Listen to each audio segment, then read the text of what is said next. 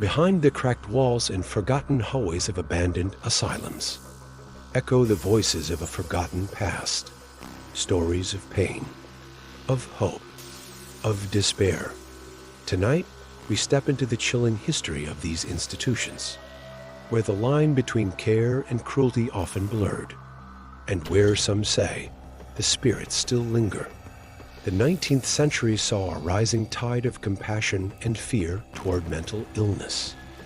Asylums were built across Europe and America, hailed as sanctuaries for those society deemed unfit, but reality often told a darker story. Early asylums were overcrowded, underfunded, and poorly regulated. Treatments ranged from the hopeful, like early forms of talk therapy, to the barbaric, ice baths, electroshock therapy, lobotomies. In many institutions, patients were chained, forgotten, treated more like prisoners than people. As medical understanding evolved, so too did perceptions of mental illness. Yet for countless souls, it was too late.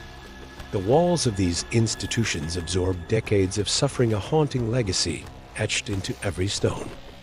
Meet Margaret, a nurse who worked in the now-abandoned Stonefield Asylum in the 1950s.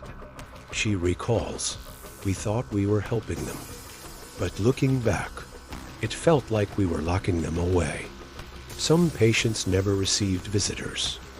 They just disappeared inside themselves." Family members of former patients describe mixed emotions: guilt, sorrow, anger over what their loved ones endured.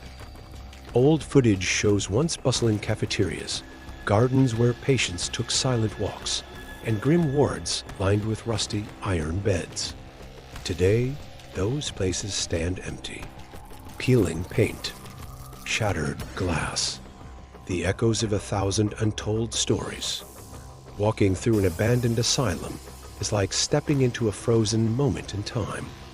You find children's toys gathering dust in corners, handwritten notes left on forgotten desks, medical equipment rusting in silent halls. Every crack in the floorboards whispers a memory.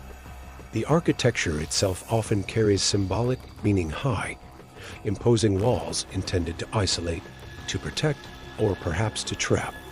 It's easy to understand why these places have inspired countless tales of hauntings. Some say that in the dead of night, you can still hear footsteps, or the faint murmur of voices from long ago. The allure of abandoned asylums draws many urban explorers each year. But entering these forgotten places is not without danger. Structural instability poses serious risks: collapsed ceilings, unstable floors, sharp debris. Hidden dangers like asbestos, black mold, and even lingering pathogens add to the hazards. Beyond the physical dangers, there's an ethical consideration. Is it right to treat these sites, places of real suffering, as playgrounds for thrill seekers? Respecting the history means remembering the lives that passed through these halls, not exploiting their pain for entertainment. Thankfully, the world has changed. Today, mental health is treated with compassion, science, and a focus on recovery. New treatments offer hope where once there was only fear. From medication and therapy to support groups and advocacy, society is finally beginning to understand that mental illness is not a moral failing, but a human experience. Organizations worldwide continue to work toward building a future where mental health is met with empathy, dignity, and care. For those still struggling, know this: you are not alone. Help is out there.